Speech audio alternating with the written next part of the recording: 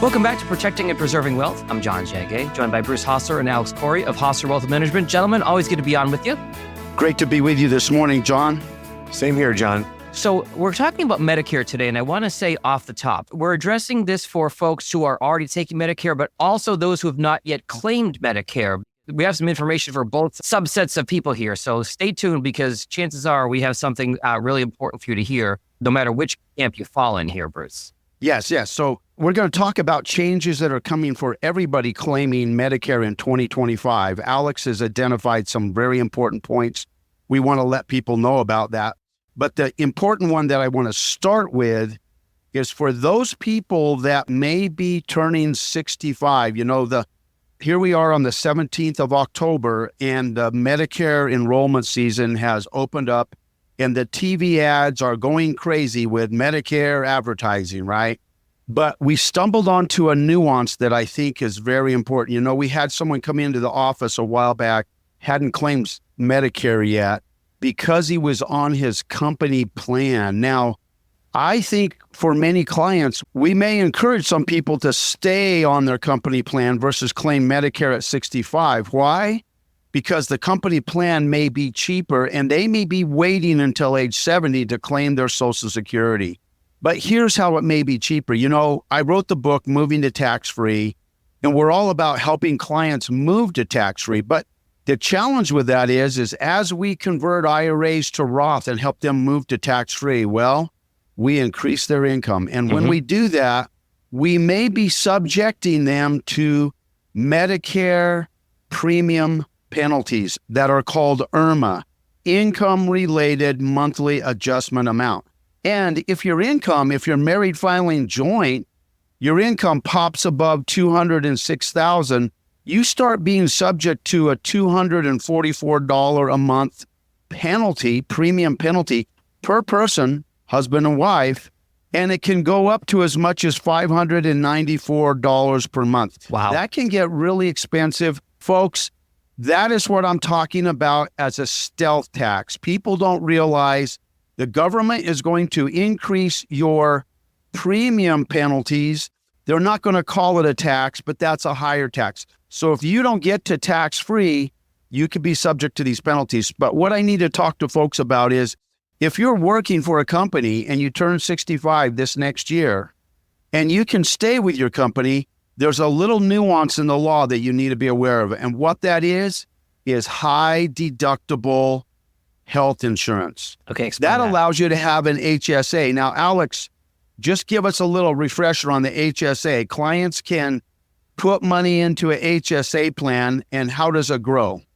So the health savings account, you make your contributions like you would similar to your 401k or IRA contributions every year under an eligible plan that is a high deductible health insurance plan. But it allows you to keep some money in cash for any emergencies you may have for health insurance needs. But on the other side of it, there's an amount of money that can grow with investments in the stock market. So it's another vehicle that can be used for, again, increasing tax-free wealth when you use those funds for qualified medical expenses. Yes. And Alex, it's actually triple tax-free. You get a deduction when you put it in. You let it grow tax deferred, and when you pull it out for medical expenses, it's tax-free on the way out. It's a triple tax-free product. I love the HSA, but here's the problem, folks. If you have a high-deductible health insurance plan at work, you do not have what is called credible coverage for the Part D drug plan. Now, let me just say that again. Your plan may be credible coverage, which is what you have to have if you don't claim the Medicare at 65, you stay on your company plan. You can have credible coverage for Part B, but the problem is if your plan is high deductible, then it definitely does not qualify for the Part D. You don't have the credible coverage. And what that means is that it's likely that you may have to buy a standalone Part D plan to make sure you have credible coverage and you're not going to get penalized later for keeping your health insurance with your employer. I want to recap what we've said so far because that's a lot of really important information the two of you just covered. Typically, you would claim Medicare at 65, but if you're still working and you still are provided a health insurance plan at work, you can delay claiming the Medicare because you have the insurance. However, the Part D, which, correct me if I'm wrong, Bruce and Alex, it's the prescription part of Medicare, right? That's correct. If you have one of these high deductible plans, you may not have the Part D, which is, of course, the prescription coverage. That means you wouldn't qualify as having what they call credible coverage, and you may need to purchase a plan to cover you on the Part D to avoid any penalties for not taking Medicare. And John, the insidious part of it is, hey, you can have good drug coverage on your company health insurance plan, but because it's a high deductible plan, it does not meet the requirements for credible coverage for drug coverage under the Medicare rules. Wow. So even if you have drug benefits on your health insurance through work, it doesn't meet the credible coverage for Part D. So they're going to force you to buy a Part D plan. And I don't want our clients and our listeners to miss out, because if they don't buy that Part D coverage, now every year that goes on, they're subjecting themselves to a higher premium penalty when they finally claim it at age 70 or whatever. When they go on to Medicare, now their Part D is going to be way more expensive if they did not start buying that at age 65. That is really important. And if you're confused by any of this, this is why we're having this conversation. The team at Hosler Wealth Management can talk you through your individual situation. I'm so glad we're covering this today. Absolutely. Now, Alex has come up with some major changes in 2025 and potentially how they're going to impact your coverage. Alex, why don't you start off with some of these changes that we see coming? And I want to emphasize, this is the part, if you are already claiming Medicare, this is the part you really want to pay attention to. That's right. We've got a few different things we want to talk about here as well. One of them being the primary one, as we talk about Part D Medicare insurance, is that there's a new approach coming in 2025 that will replace confusing and frustrating Medicare Part D phases. And the whole idea here, though, is what you want to know is that there's a new hard limit of $2,000 per year in out-of-pocket Part D drug spending. So that's a big deal for a lot of people that maybe have very expensive medications, are concerned about just the rising cost in general of those medications.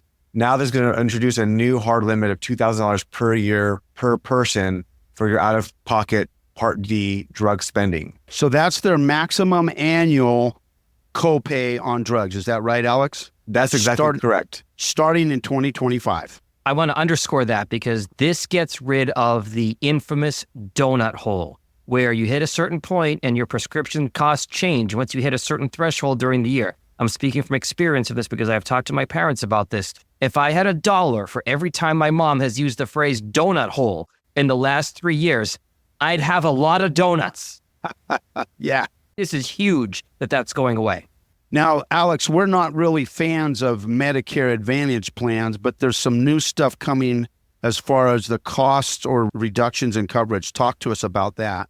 That's right. So if you do have a Medicare Advantage plan, these Medicare Advantage plans include prescription drug programs that may change or introduce new premiums, formularies, and copays.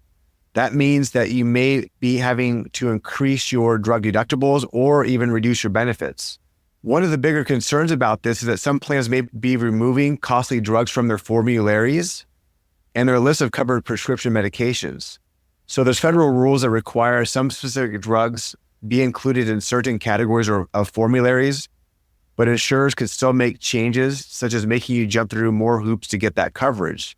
So you want to make sure that if you're one of those people that every year you automatically just re-enroll in the same plan, you're going to want to review those new coverages and make sure that all of your prescriptions are covered and you're aware of those potential changes in your deductibles and potentially reduced benefits. One of the things I want to address here for a second, folks, is as far as regular Medicare goes, we're fans of clients taking regular Medicare, because if you go for one of those Advantage plans, now you're in kind of locked into kind of a PPO plan. And, you know, here in Arizona, we have a really great medical facility in the form of Mayo Clinic. Mm-hmm. And if you have a serious cancer or something like that, and you want to go to Mayo Clinic and you have a Medicare Advantage plan, it will not cover you. Wow. Whereas they will accept regular Medicare. So if you're about to claim this year, we want you to think very carefully. Those Advantage plans sound very good. And they may add some things that the other plan doesn't, but we want you to be very cautious about what you're accepting as your Medicare when you're claiming that.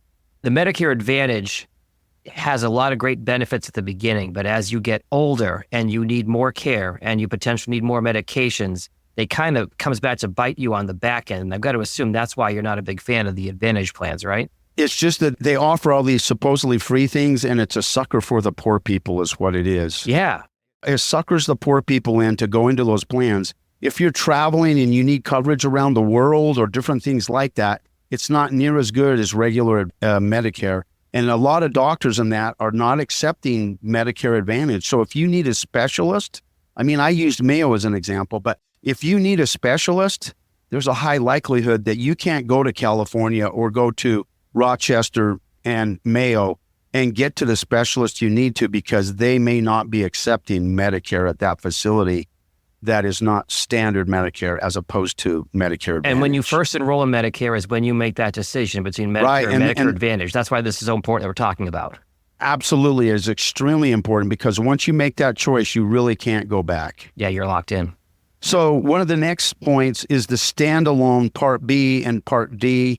The premiums change every year, but there's something here on the Part D plans, Alex. You want to talk about what they're talking about there in 2025 as far as the price increases? That's right. So we know that generally, I mean, premiums are going to go up every year with Part B, Part D, et cetera.